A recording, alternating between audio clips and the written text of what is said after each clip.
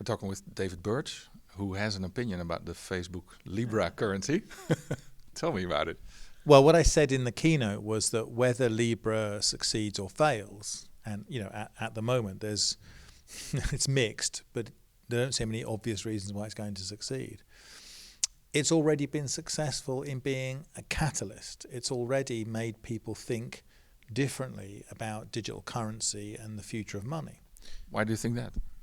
Well, because if it was somebody other than Facebook, then maybe people wouldn't pay attention. But because Facebook has the potential to have 2.5 billion electronic digital wallets out there storing this digital currency, it's a big deal. And the scale of these initiatives is vast. You look at Alipay and Tencent with hundreds of millions of wallets out there already, and then the potential for Facebook to add to that. It's a pretty serious business. But the point of my talk was that it's important to understand that this is a big deal, not simply at the technological level. I mean, whether it's one kind of blockchain or another kind of blockchain, who cares? It's not. But it's number 300, all right? Exactly.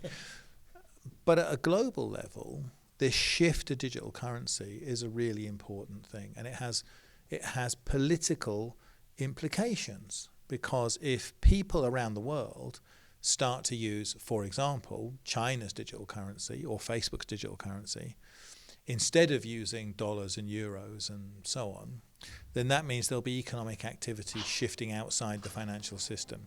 And that has real implications. There's a particular issue to do with the dominance of the dollar in international transactions. And this is not crazy technology people saying this. This is people like the Governor of the Bank of England saying that we need to rethink a little bit about how we do international transactions. And a digital currency could be a great benefit in this environment. My point was, I think it's wrong for people to think this is something for technologists to deal with. It's not. It has business implications, it has social implications, it has political implications. And it's a debate that we should be more actively becoming involved in, I think. You started by saying that you don't really think that the Facebook Libra is going to hit it.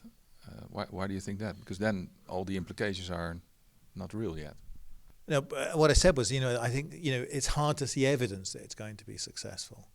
So David Marcus, who's the guy that runs Libra, has already said that they might not have their own currency. They might use dollars or euros or something instead in the digital wallets, which would be closer to the sort of Chinese model of it.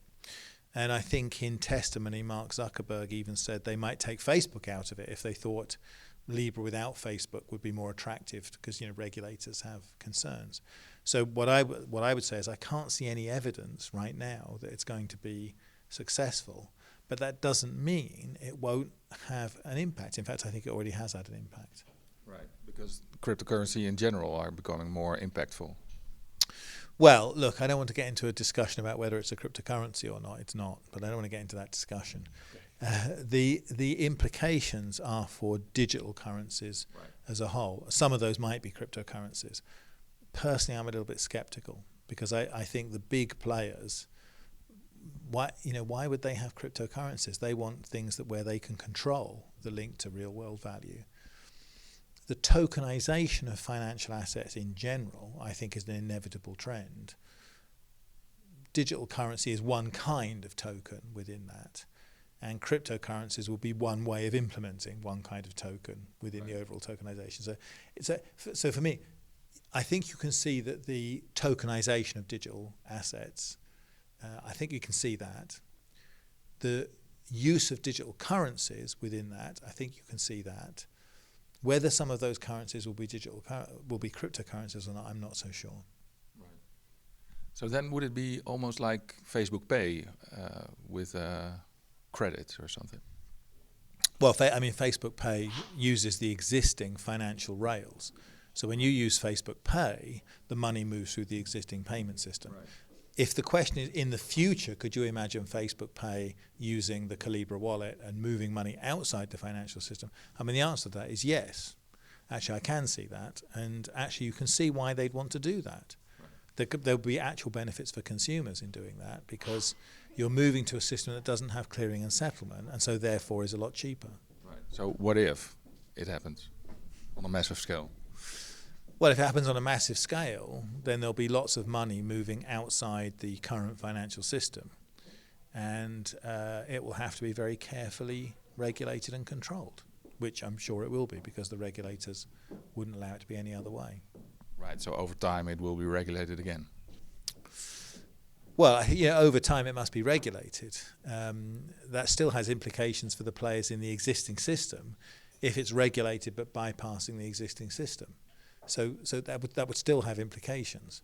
But yes, I mean, the idea that Facebook could be beyond regulation, I find quite hard to believe. I don't think the regulators would allow that, and I don't think Facebook wants it. Right. So what's your prediction? What will happen? What is this situation in 5 years? My prediction is that in 5 years' time, the biggest and most important digital currency in the world will be the People's Bank of China. That's my prediction. Because of the Alipays and that sort of apps, the ease of use of that. Because of the distribution through the wallets, but also because they're setting quite a high technological goal for it. They're saying that their currency will be used offline. You can use it when there's no mobile network, that it has a controllable anonymity, which I think a lot of regulators will like. So I don't think that's a very controversial prediction. I think that's quite likely. So what you're saying is they're going technologically faster? Well, if you listen to what they're saying about how it's going to work, they're saying that, for example, you'll be able to exchange money between phones even when there's no mobile network. You'll be able to send money directly using, I guess, Bluetooth or NFC or something like that. And that's pretty cool if you can do that. So any piece of advice for the man in the street? Yeah, my piece of advice for the man in the street is that anything I say about cryptocurrency does not constitute investment advice and is for entertainment purposes only.